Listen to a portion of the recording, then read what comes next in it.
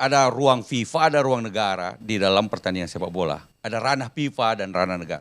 Di segi 4 sepak bola di lapangan itu sepenuhnya FIFA. Nggak bisa kita bilang, wah ini di Indonesia karena pemain kita agak kecil-kecil, gawang kasih kecil dikit dong. Nggak bisa. Urusan ini sudah regulasi FIFA sudah itu. Standarnya standar internasional. Tapi di stadion ada regulasi FIFA berlaku, ada juga regulasi Republik Indonesia. Misalnya, nggak bisa dong di stadion itu tiba-tiba ada penonton bawa spanduk isinya makar. Pasti regulasi Republik Indonesia tentang makar berlaku di situ. Atau mengajukan ujaran kebencian dan rasialisme. Regulasi Republik Indonesia atau perundang-undangan Republik Indonesia itu berlaku di dalam stadion. Ya. Nah, tetapi ada juga standar FIFA dalam manajemen penyelenggaraan di dalam stadion. Misalnya regulasi FIFA tentang standar safety and security di stadion. Itu termasuk dalam misalnya tentang dilarang membawa senjata api dan gas air mata atau menggunakan gas air mata di dalam stadion. Itu standar FIFA karena dibuat berdasarkan pengalaman masa lalu dalam pertandingan sepak bola di seluruh dunia. Mari kita lihat yang 3 terbesar tragedi sepak bola. Yang pertama tahun 64 di Peru. Penonton turun ke lapangan lalu dikasih pengamanan, kasih gas air mata. Panik terjadi, lalu kemudian stampede istilahnya. Stampede itu situasi di mana masyarakat, crowd itu berlarian ke satu arah, yaitu biasanya pintu yang terlalu kecil, terjadi bottleneck, lalu terjadi stampede itu menghasilkan orang terinjak-injak, mati karena trauma dan karena kemudian asfiksia, sesak nafas. Jadi itu yang menyebabkan di Peru. Di Ghana juga sama. Ghana juga penonton tidak puas, turun ke lapangan, gas air mata, berlarian stampede ke pintu keluar, lalu kemudian yang terjadi adalah trauma, terinjak-injak, bottleneck, terinjak-injak, asfiksia dan trauma. Kanjuruhan sama juga. Justru karena adanya pengalaman masa lalu itu, muncullah regulasi FIFA tentang penggunaan senjata api dan gas air mata. Dilarang. Nah, ini yang mestinya kita ikuti. Tapi itu yang tidak kita lakukan. Tidak ada hubungannya dengan malam atau siang atau sore. Ini urusannya dengan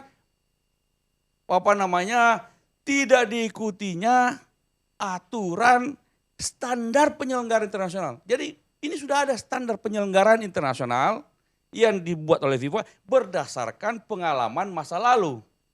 Nah, kan benang merahnya ada, urusannya gas air mata, bukan soal malam atau siang. Nah, sebenarnya bagi pemerintah, saya dulu pernah jadi Menpora, kita memang mendorong adanya profesionalisme di dalam dunia olahraga, termasuk sepak bola. Dan ujung-ujungnya adalah industri olahraga. Dulu klub-klub sepak bola itu keenakan, semuanya mengandalkan dukungan APBD dari Pemda-Pemda itu.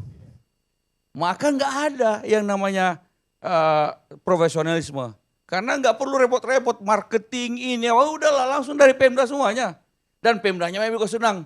Padahal itu uang datang dari pemerintah pusat juga, yang kemudian dibagi melalui DAU, DAK, dana bagi hasil, yang mestinya untuk program-program pembangunan lainnya malah lari ke sepak bola. Dan jumlahnya besar. Sepak bola ini memang besar.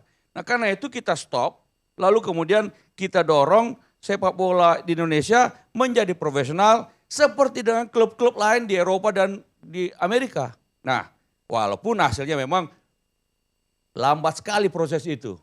Sampai tahun berapa itu kita diadakan oleh FIFA verifikasi dari sekian 2010 itu Pak. Indonesia. 2010. AFC, kebetulan saya yang diverifikasi ya, Persija. Verifikasi cuma ada 2 barangkali yang lolos. Persija lolos sama Persib. Habis itu yang lain kan nggak bisa, nggak termasuk lolos dalam, termasuk PSM kalau tidak salah. Nggak lolos dalam verifikasi sebagai klub profesional. Sebagai klub profesional ada banyak syarat-syaratnya. Selain ya soal kesejahteraan penggajian atlet, tapi juga bagaimana penyelenggaraan sepak bola di kandangnya dan tempat dia bermain, kandangnya itu, stadionnya. Tidak ada klub sepak bola Indonesia memiliki stadion sendiri. Semua pinjam dari Pemda semua itu. Bali United Bang. Bali United sudah punya? Sendiri. Alhamdulillah kalau itu. Punya Pemda juga Gianyar, Pak. Hah? Itu kepengelolaan aja. Pemda semua yang bikin. Beda kalau di luar negeri, itu semua klub-klub punya mereka sendiri. Kayaknya kebetulan lagi bangun stadion.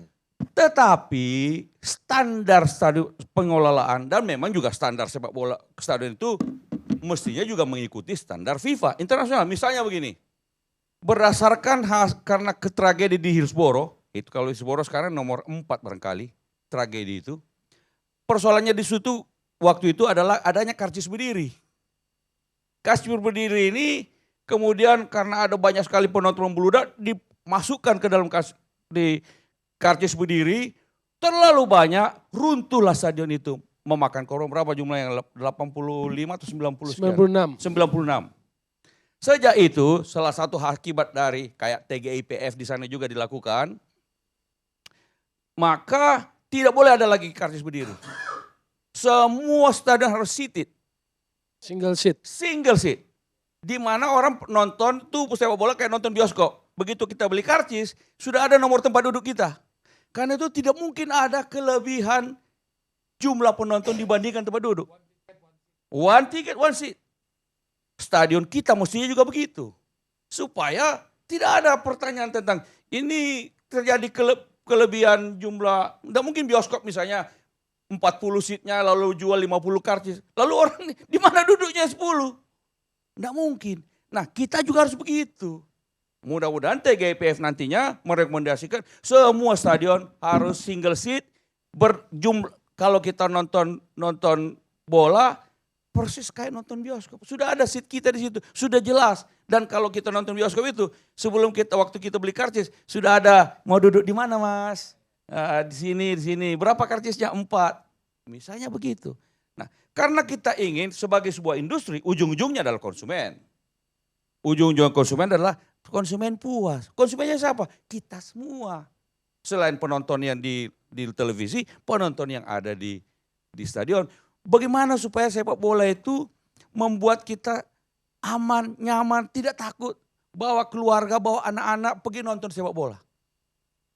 Kalau sekarang kan takut kita nonton sepak bola. Pulangnya nanti bagaimana?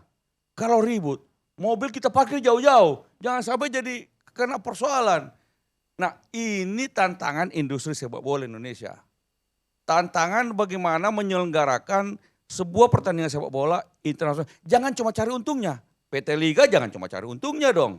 Dia harus selain membagi kepada klub-klub segala macam, tapi mengatur pertandingan itu standarnya betul-betul standar internasional. Dia yang sudah diatur semua secara rinci oleh FIFA. Nah, kalau ini tidak dilakukan dan sosialisasi kepada teman-teman kepolisian, supaya polisi juga ngerti gimana cara mengamankan. Ada kok di situ. Di stand regulasinya itu ya memang bahasa Inggris tapi ada bahasa Indonesia aja sudah diterjemahkan dan itu juga jelas rinci satu persatu.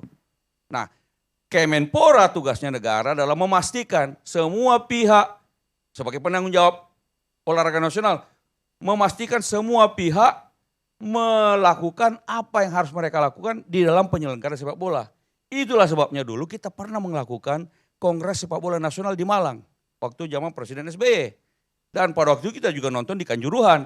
Semua stakeholder pada waktu itu diminta waktu itu ada dualisme liga. Harapannya adalah bahwa waktu itu kita harap mari kita kembali menjadi industri sepak bola yang profesional menguntungkan semua pihak. Semua dapat untung, penonton untung, liga untung, pemain untung, sepak bola Indonesia juga berprestasi karena ada ajangnya untuk bermain, berlatih, dan bertanding. Harapan kita prestasi juga naik. Tapi sayangnya terjadi ini lagi. Ya ini karena itu kita berharap TGIPF yang dibentuk oleh Presiden Jokowi betul-betul menjalankan tugasnya, membuka faktanya secara jelas. Yang pertama, yang kedua siapa yang salah harus diberi sanksi. Yang ketiga apa rekomendasinya ke depan supaya tidak terjadi lagi. Kira-kira begitu Bang Karni. Baik.